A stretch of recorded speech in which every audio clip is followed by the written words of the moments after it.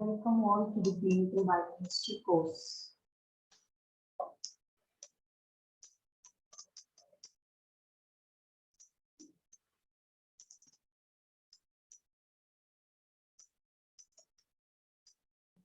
Welcome all to the clinical biochemistry course. Let us start with the unit 4, which has gastric function test, pancreatic and intestinal function test. So, gastric function test starts with the normal functioning of gastric functions. First, we should know the normal general functions of gastric secretion. And the gastric function test is very important for the clinical diagnosis process, especially which are pertaining to the pathological conditions which are pertaining to gastroenterology.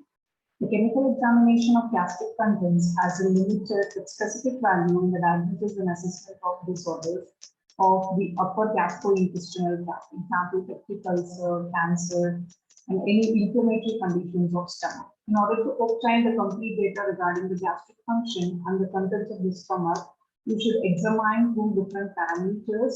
One is during the resting period, you can examine the gastric juice. The second one is during the period of digestion, which is after given a meal, or after stimulation test, after performing any of the stimulation, then after stimulation test can also be performed. So the major constituent of the gastric juice secretions are the HCl, which is secreted by parietal cell, hexinogen, which is secreted by zymogen cell or chip cells, and renin, which is actually not found in the gastric juice of adults, but we can expect in infants and babies. So only those infants and babies will have the secretion of renin, whereas the adults will not have the secretion of renin. Apart from that, the intrinsic factor, which is required for the absorption of vitamin B12, also will be present. Other than that, they will also have alkaline nucleus. So the major pathological conditions which are pertaining to the gastric function test, which will be used to detect the pathological condition as well as any conditions or disorders which are pertaining to the gastric function. So you can identify gastric ulcer and also pernicious anemia or peptic ulcer or Zolling or Ellison syndrome. Apart from that, whether the surgical vagotomy is done perfectly or completely will be identified with the help of gastric function test.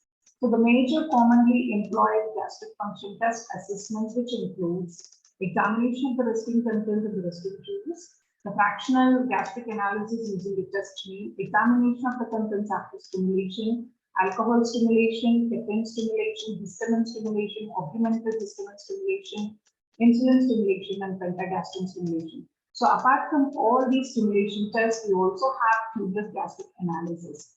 So the gastric stimulation test will be included by giving any of the stimulants such as the previously stated stimulant, either caffeine, alcohol, or histamine, or inulin, or pentagastrin. So once the required amount of the stimulant has been ingested, either by means of oral route or by means of intravenous route, actually they will pass a raised tube to empty the stomach contents.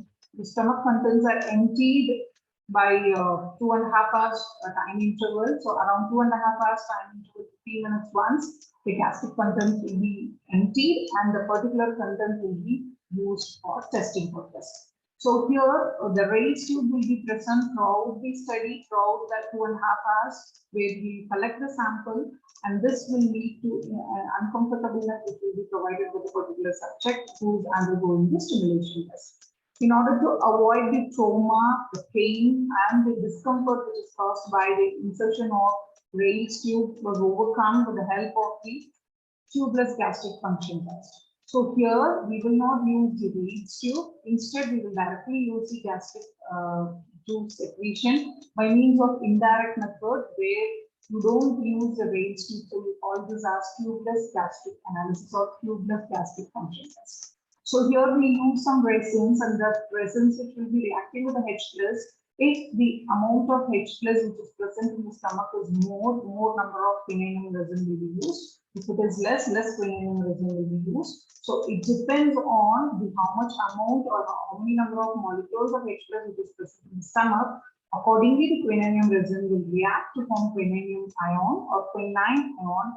And that quinine ion will be combining with the HCl, so you get quinine HCl in the stomach, and that quinine HCl will be absorbed in the small intestine, which can be excreted in the urine, and the excreted quinine will be extracted from the urine sample and it will be detected using urometer.